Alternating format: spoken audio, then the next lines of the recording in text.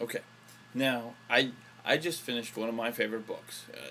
It's not even my favorite book. It's like my Bible. It is Bram Stoker's Dracula.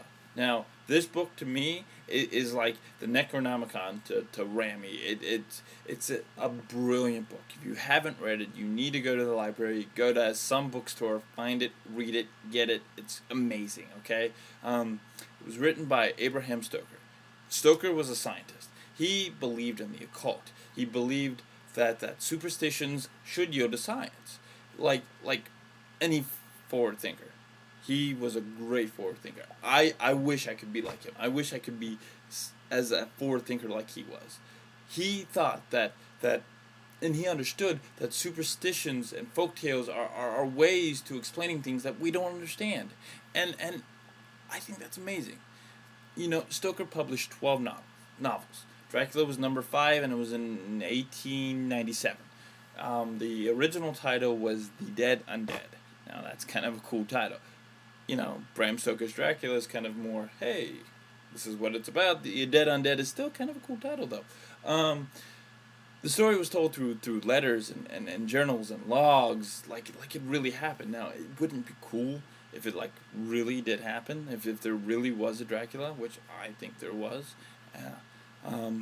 It has characters. The main story is like Jonathan Harker goes to Dracula to give him legal advice, and Dracula wants to move to the city so he can hide and feed on the living without anyone knowing that he's there.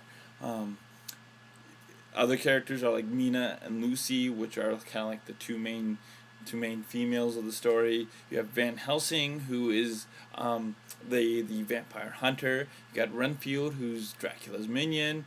You got Quincy. You got Dr. Seward. You got the brides of Dracula, who are like these beautiful women who come and seduce men, and then once they got them, they feed on them and just live off of the men's blood. It's awesome. You got to read this book. It's really good.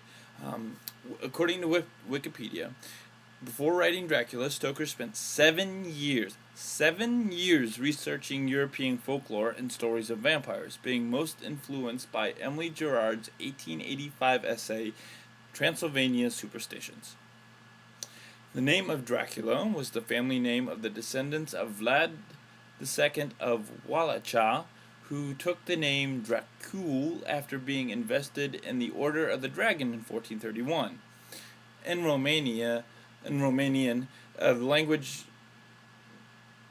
the word Dracul can mean either the dragon or, in today, the devil. Isn't that kind of like royalty? The devil, the dragon.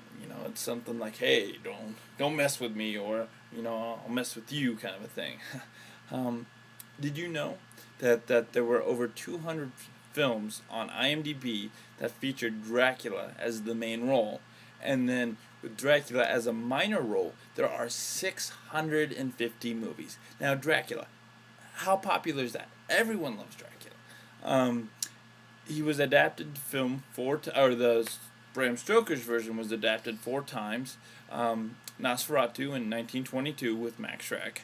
You got Dracula in 1931 with Bela Lugosi, which is a very, very good movie if you have not seen. There's The Horror of Dracula in 1958 with Christopher Lee, which he will not talk about.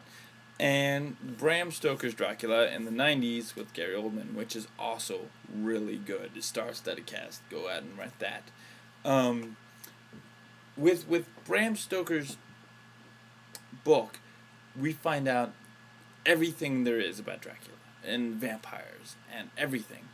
This is like the Bible of vampires. We know that the vampires are undead. We know that they can't take sunlight. We know that they love to travel. We know that how to kill them. You stab them in the heart, or take off their head, or put garlic all around, and that'll keep them away. We know everything about them from his book. We know that vampires drink blood. I'm not sure if it's a literal thing or a symbolic thing, like maybe they drain our energy and superstitious people took that to being blood. I don't know. We know that vampires seduce their prey. Nowadays it's with sex. everywhere in the movie it's sex. That's how they lure them in, with sex. But it's also with pride, with power, with money. We know that they hypnotize you. They drain your life and throw you away when they're done, like a girlfriend. Yeah. You give them, and you give, and you give, and you give, and you give everything that they want, and you can't give anymore, and when you reach your limit, they realize that, oh, I don't need you anymore, and just throw you away like a tissue. Just poof, you're done. Anyway, anyone who has said that they know everything about vampires and haven't read this book, they're liars. Because this book is the Bible of vampires. Stoker spent 7 years studying vampires writing this book. 7 years before writing it. And you know who spends that much time studying about something? Doctors and lawyers. And they get paid boatloads of cash to do what they do. I mean, come on. Vampires. They drink blood. You know who else who drink blood? Christians. The Christian church. It has a long history of twisting and existing facts and rituals and beliefs to keep converting people. I mean, come on. They had this guy who was very royal, had a very popular father, and he died and was nailed to a tree, and they put him in a cave, and 3 days later he came back to life. Kind of like a vampire. He dies and comes back to life. Just saying, there's a lot of similar kind of things. Just drinking blood, coming back to life. Just saying, don't you figure it out on your own. And all in all, to get to the point, Stoker's book, in my opinion, was a warning. Superstition is based on facts that people just don't understand. Stoker's style of telling the story was realistic on purpose. If he was alive today and started blogging like this, people would laugh at him. Yes, I realize that people are laughing at me and making rude comments, and I hate you because this is not true, and Christians are everything, and blah, whatever. I don't care. He was trying to tell a story, and that's the whole point of this. And he hid messages in a story like prophets of other like prophets of Jesus, prophets of Muhammad, prophets of Buddha. He did this. He did it like they did. And he hid life lessons behind those stories, just like the stories of Jesus and the stories of Muhammad and the stories of Buddha. Very similar. And we should really take his story to heart. Because if all of those were real, why not Dracula's story? I'm just saying.